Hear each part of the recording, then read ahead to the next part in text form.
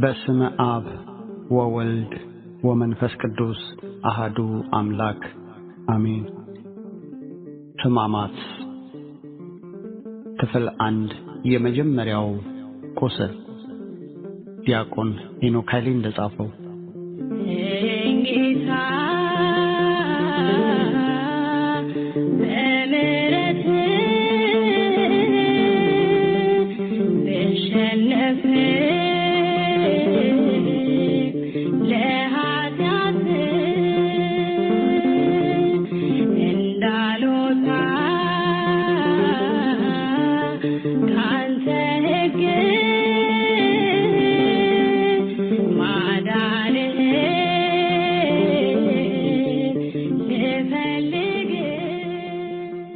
አሳልፎ የሚሰጥህ ማን ነው?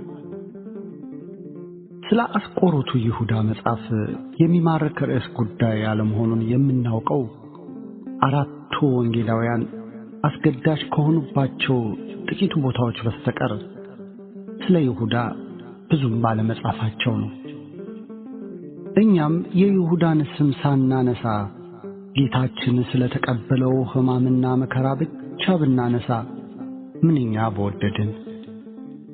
ነገር ግን ይሁዳ ራሱ ጌታችን ስለ እኛ ከታገሳቸው መከራዎች አንዱ ነው። ምክንያቱም የጌታችን ሕማምና ስቃዩ የሚጀምረው ከ12ቱ አንዱ አድርጎ የቆጠረው ይሁዳ አሳልፎ ሲሰጠው ነው።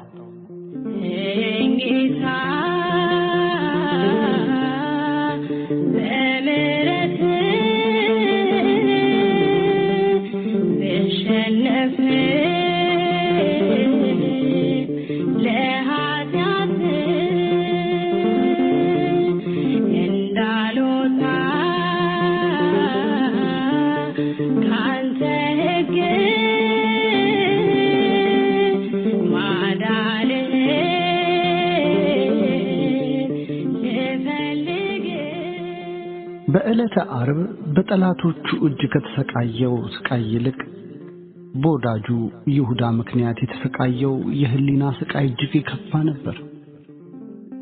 የታመንሁበት የሰላሜ ሰው እንጀራዬን የበላ በእኔ ላይ ተረከዙን አነሳ ተብሎ እንደተነገረ ከሐዋርያቱ ጋር አንድ አድርጎ የሾመው የከረጢቱን ገንዘብ እንዲህ የታመነበት ደቀ መዝሙሩ ሲከዳው ማየቱ የጌታችን የመጀመሪያው ስቃዩ ነበር።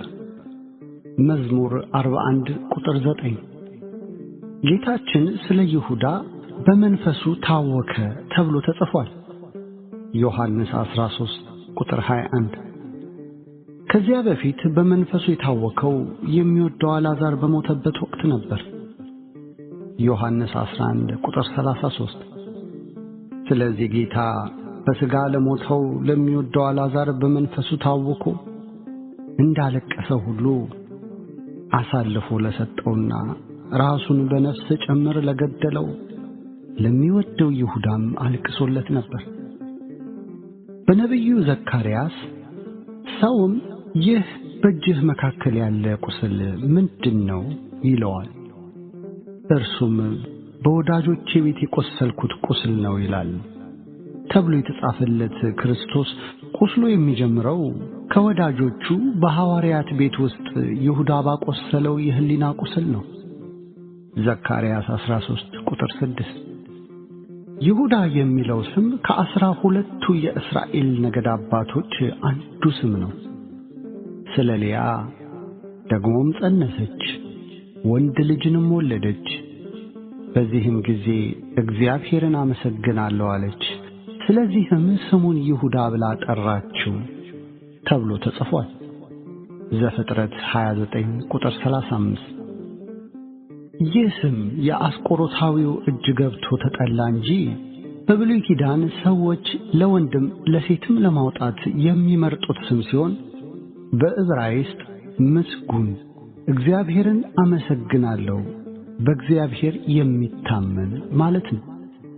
በሐዋርያት መካከል ይሁዳ የሚል የመጠሪያ ስም ያላቸው 2 ደቀ መዛሙርቶች ናቸው።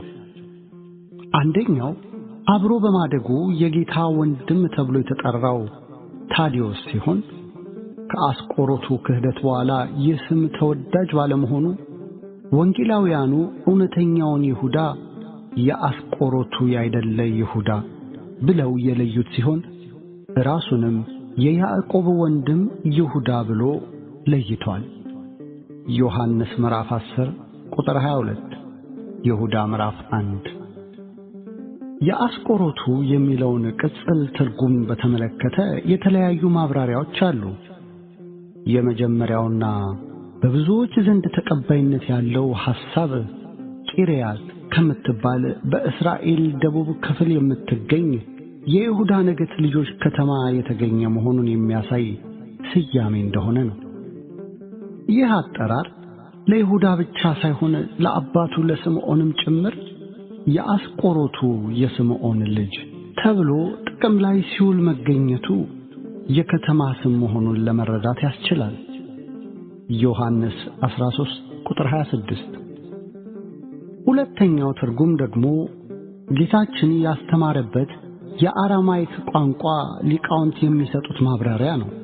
ስቆር ማለት በአራማይክ ቋንቋ ቀይ ማለት ሲሆን ከግሪክ ድህረ ቅጥያ ኦት ጋር ሲገጣጠም ባለቀዩ የሚል አገባብ ያለው ነው የሚል ነው።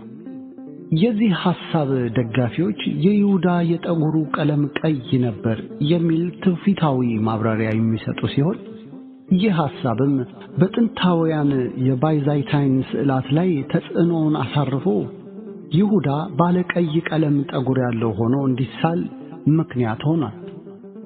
አንዳንድ ጸሐፍት ደግሞ የአስቆሮቱ የሚለውን ስያሜ ገንዘብ ያዥ ብለው ተርጉመውታል። ይሁዳ በሁሉም ወንጌላት የሐዋርያት ዝርዝር ውስጥ የመጨረሻው ሐዋርያ ሆኖ ተጠቅሷል። ይህ የሆነውም ወንጌላቱ የተጻፉት ይሁዳ የሐዋርያነት አገልግሎቱን በፈቃዱ ከተወ በኋላ በመሆኑ ያለፈውን ሲጽፉ ባያስቀሩትም አንባቢ አውጥቶ ለመረዳት እንዳይቸገር ነበር። የአስቆሮቱ ከሚለው ሌላ አሳልፎ የሰጠው ይሁዳ ተብሎ ተደጋግሞ ተጠቅሷል። ስለ ጴጥሮስ ሲጻፍ 3 የካደው ጴጥሮስ፣ ስለ ቶማስ ሲጻፍ የተጠራጠረው ቶማስ የሚል ቅጽል ሳይገባ የይሁዳ ብቻ ለምን ከነጥፋቱ ተጻፈ ቢሉ ጴጥሮስና ቶማስ በአንድ ወቅት የሰሩትን የጥፋት ታሪካቸውን በንስሐ ስለፋቁትና ይሁዳ ግን ከነኃጢአቱ ያለ ንስሐ ስለሞተ ነው። የይሁዳም ትልቁ ኃጢአቱ አሳልፎ መስጠቱ ሳይሆን ንስሐ ሳይገባ ራሱን መግደሉ ነው። ስለ አስቆሮቱ ይሁዳ በመጽሐፍ ቅዱስ የተጻፈው ታሪክ እጅግ ጥቂት ሲሆን ስለ ጥንተ ታሪኩም በዝርዝር የተመዘገበ ነገር በወንጌላቱ አይገኝም። ወንጌላቱ የሚጠቀሙት የአባቱ ስም ስምዖን እንደሚባልና የደቡብ እስራኤሏ ቂርያት ሰው መሆኑን ብቻ ነው። ከ12ቱ ሐዋርያት ውስጥ 11ዱ ከሰሜን ገሊላ የመጡ የገጠር ሰዎች ሲሆኑ ገሊላዊ ያልሆነውና ለኢየሩሳሌም የቀረበው ብቸኛ ከተሜ ሐዋርያ ይሁዳ ነበር። ይህም ይሁዳ ራሱን ከሌሎች ከፍ አድርጎ እንዲያይ ምክንያት ሆኖታል የሚሉም አሉ።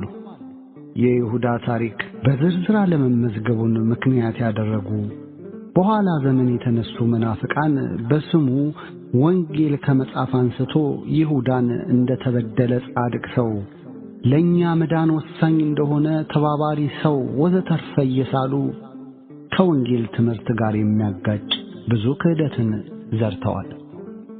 ይሁዳ አሳልፎ ባይሰጠው ኖሮ ጌታ ሊሞት አይችልም ማለት በተዘዋዋሪ የመዳናችን ምክንያት ይሁዳ ነው ማለት እንዳይሆን መረዳት ይኖርብናል። እንደ እውነታው ከሆነ ግን አይሁድ ጌታችንን ለመግደል ብዙ ጊዜ ሙከራ አድርገው ነበር። ስለዚህ ሊወግሩት ድንጋይ አነሱ። ኢየሱስ ግን ተሰወራቸው፣ ከመቅደስም ወጥቶ በመካከላቸው አልፎ ሄደ። ስለዚህ ሊይዙት ይፈልጉ ነበር። ነገር ግን ጊዜው ገና ስላልደረሰ ማንም እጁን አልጫነበትም። ኢየሱስ በመቅደስ ሲያስተምር በግምጃ ቤት አጠገብ ይህንን ነገር ተናገረ። ጊዜው ገና አልደረሰምና ማንም አልያዘውም። ዮሐንስ ምዕራፍ 7 ቁጥር 36። ጌታችን በአይሁድ እጅ ያልተያዘው ጊዜው ስላልደረሰና ስለ ሁላችን የሚሞተው በፈቃዱ እንጂ አስገድደውት እንዳልሆነ ሲያስረዳን ነው። ስለዚህ አይሁድ ለጌታችን ያላቸው ጥላቻ ብቻ ለጌታችን ሞት በቂ መንስኤ ነበረ። በወንጌል በግልጽ እንደተጻፈው ይሁዳ ጌታችንን አሳልፎ ለመስጠት የሄደው አይሁድ ጌታችንን ለመግደል ተማክረው ከጨረሱ በኋላ ነበር። በዚያን ጊዜ የካህናት አለቆች፣ የሕዝብም ሽማግሎች ቀያፋ በሚባለው በሊቀ ካህናቱ ግቢ ተሰበሰቡ። ኢየሱስንም በተንኮል ሊያስይዙት ሊገድሉትም ተማከሩ። ነገር ግን በሕዝቡ ዘንድ ሁከት እንዳይነሳ በበዓል አይሁን አሉ። ማቴዎስ 26 ቁጥር 3። ይሁዳ ወደ አይሁድ የመጣው የረቡዕ ሸንጎ ተበትኖ ከቆየ ከሰዓታት በኋላ ነው።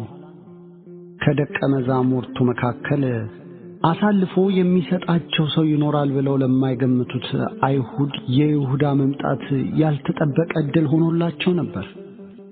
ሁከት እንዳይፈጠር በበዓል እንያዘው ብለው የወሰኑት በስውር አሳልፎ የሚሰጣቸው ደቀ መዝሙር እንዳለ ስላላወቁ ነበር። ሕዝብ በማይበዛበት ጊዜ ሊይዙትም አስበውም ነበር። ሲሰሙትም ደስ አላቸው፣ ብርም ይሰጡት ዘንድ ተስፋ ሰጡት የሚለው ቃል የሚያሳየው የይሁዳ መምጣት ጨርሶ ያልገመቱት መሆኑን ነው። ማርቆስ ምዕራፍ 14 ቁጥር 14። ይሁዳም የፈሩት ሁከት ሳይፈጠር ሕዝብም በሌለበት አሳልፎ እንዲሰጣቸው ምቹ ጊዜ ይፈልግ ነበር። ሉቃስ 22 ቁጥር 6። ከዚህ የምንረዳው ጌታችን ተሰቅሎ እንዲሞት የይሁዳ ድርሻ እጅግ ወሳኝ እንዳልነበርና የእርሱ ሚና ያስፈለገው በስውር እንዲያዝ ለማመቻቸት መሆኑ ነው።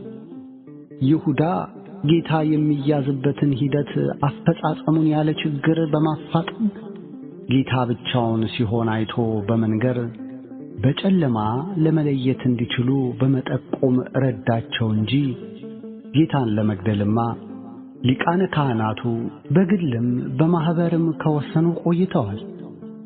የማይስማሙት ማኅበራነ አይሁድ የተስማሙበትን የጌታ መስቀል ጉዳይ ይሁዳ ባይኖር አይፈጸምም ብሎ ነበር ማሰብ ከእውነታው እጅግ የራቀ ነው። ከሐዋርያት መካከል አንዱ በመሆኑ አሳልፎ መስጠቱ በክርስትና ዓይን ስናየው እጅግ አሳዛኝ ነው።